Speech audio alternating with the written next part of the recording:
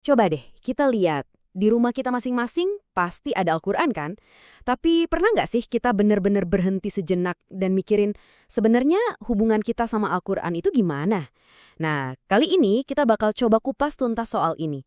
Soal perjalanan kita mendekat pada Al-Quran. Dan ternyata ini tuh bukan sekedar pilihan loh, tapi sebuah kebutuhan dan bahkan kewajiban. Oke, kita mulai dari sini ya. Kita sering dengar kan, Al-Quran tuh ibarat petunjuk di tengah kegelapan.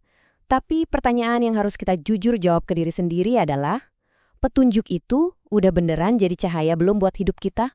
Udah nerangin jalan pas kita harus pilih? Udah jadi penenang pas hati lagi gundah gulana? Atau jadi jawaban pas kita lagi bingung banget? Ini nih renungan awal buat kita semua. Nah, setiap perjalanan, apalagi perjalanan spiritual, itu kan butuh fondasi yang super kokoh. Dan fondasi kita kali ini adalah satu keyakinan yang nggak bisa ditawar. Al-Quran itu satu-satunya panduan hidup yang punya garansi anti sesat. Dan ini bukan main-main loh, garansinya itu seumur hidup, langsung dari Rasulullah SAW. Coba perhatiin deh kalimatnya. Kamu tidak akan sesat. Ini bukan cuma saran atau nasihat baik, bukan. Ini janji. Janji pasti. Selama kita pegang erat dua hal ini, kitabullah dan sunnah, kita dijamin aman. Terus, kata berpegang di hadis tadi itu maknanya dalam banget. Dalam bahasa Arab, istilahnya itu at-tamasuk.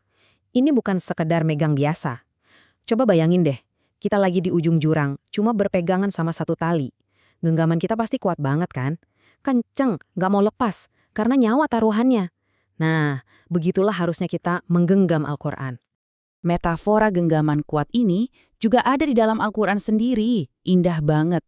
Kita semua disuruh untuk berpegang pada tali Allah. Satu tali yang sama, yang menyatukan kita, yang jadi penyelamat kita supaya nggak jatuh ke jurang kesesatan dan perpecahan. Oke, jadi kita udah yakin nih Al-Quran itu panduan kita, tali penyelamat kita. Terus abis itu apa? Nah, konsekuensi logisnya ya cuma satu, kita wajib tunduk dan patuh, sepenuhnya. Ada satu ayat di surat An-Nisa yang dahsyat banget. Allah sampai bersumpah demi dirinya sendiri loh, bahwa iman seseorang itu pada hakikatnya belum sah, belum dianggap ada sampai mereka menjadikan Rasulullah sebagai hakim buat semua perselisihan mereka. Dan gak cuma itu, mereka harus nerima keputusannya dengan lapang dada, tanpa ada ganjalan sedikit pun di hati. Dan penegasan ini muncul lagi di surat Al-Maidah. Perintahnya tegas dan jelas banget. Putuskan semua perkara sesuai dengan apa yang Allah turunkan. Terus, ada peringatan kerasnya nih. Jangan ikuti hawa nafsu. Nah, ini dia kan pertarungan seumur hidup kita. Antara tunduk sama wahyu atau nurutin ego dan kemauan kita sendiri. Jadi, intinya apa? Intinya, semua ini harus jadi aksi nyata. Bukan cuma teori di kepala. Maksudnya, ya pegang teguh Al-Quran itu. Jadikan dia kompas hidup kita. Jadikan dia hakim tertinggi buat semua masalah kita. Dan cari solusinya dari sana, untuk apapun persoalan yang kita hadapi.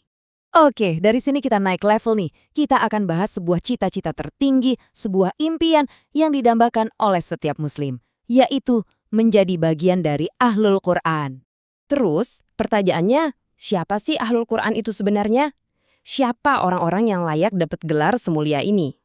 Jawabannya, Masya Allah, bikin merinding. Waktu ditanya, Rasulullah menjawab, mereka adalah keluarga Allah dan orang-orang pilihannya. Coba deh kita rasapi sebentar. Keluarga Allah. Bayangin, status apa lagi yang lebih tinggi dari itu? Kedekatan yang rasanya nggak bisa diungkapin pakai kata-kata.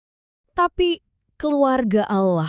Gelar ini kan berat ya, maknanya pasti dalam banget. Apa ini cuma soal bacaan kita yang merdu atau hafalan kita yang banyak? Ternyata esensinya jauh lebih dalam dari sekedar itu. Jadi gini, ada bedanya antara interaksi di permukaan sama penghayatan yang mendalam. Jadi bukan cuma soal gimana indahnya kita melantunkan ayat, tapi seberapa dalam kita paham maknanya. Bukan cuma soal ngejar target hafal 30 juz, tapi soal kesungguhan kita buat mengamalkan isinya. Intinya menjadikan Al-Quran itu napas hidup kita.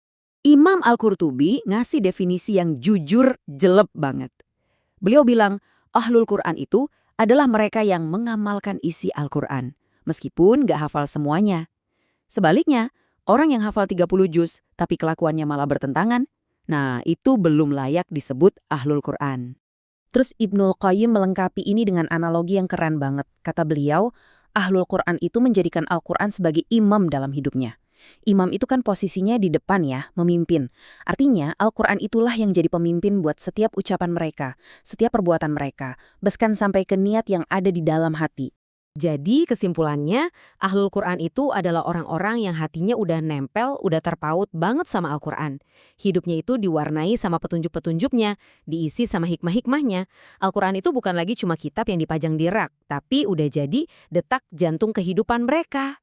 Nah, perjalanan yang luar biasa ini tentu nggak boleh berhenti di kita aja kan? Ada tanggung jawab besar buat kita, mewariskan cahaya ini ke generasi berikutnya. Dan itu semua dimulai dari mana? Dari unit terkecil, yaitu keluarga kita sendiri. Kita sebagai orang tua sering pusing mikirin hadiah terbaik buat anak apa ya? Gadget paling baru, liburan ke tempat yang keren. Tapi Rasulullah ngingatin kita semua bahwa nggak ada pemberian yang lebih utama, lebih berharga dari orang tua ke anaknya selain pendidikan yang baik.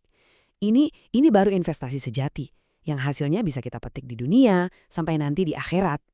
Terus pendidikan yang baik itu kayak gimana sih? Hadis berikutnya langsung menjawab tuntas. Sebaik-baik kalian adalah yang belajar Al-Quran dan mengajarkannya. Udah, itu dia. Ini adalah siklus kebaikan yang gak ada putusnya. Inilah warisan terbaik yang bisa kita kasih ke anak cucu kita. Sebenarnya, ini bisa kita sederhanakan jadi semacam peta jalan. Ada 3 tujuan utama Al-Quran diturunkan. 1, kita beribadah dengan membacanya. Itu sendiri udah ibadah. 2, kita naik level, yaitu berusaha memahami maknanya, dan puncaknya, yang ketiga dan terpenting, mengamalkannya dalam semua aspek kehidupan kita. Dan pada akhirnya teman-teman, perjalanan ini tuh maraton, bukan lari sprint. Ini komitmen seumur hidup. Jadi nggak ada tuh istilah terlambat atau kayaknya udah nggak bisa deh. Nggak ada. Pertanyaannya tinggal satu, dan ini buat kita renungkan masing-masing. Langkah nyata pertama apa yang bakal kita ambil mulai hari ini untuk jadi lebih dekat dengan Al-Quran?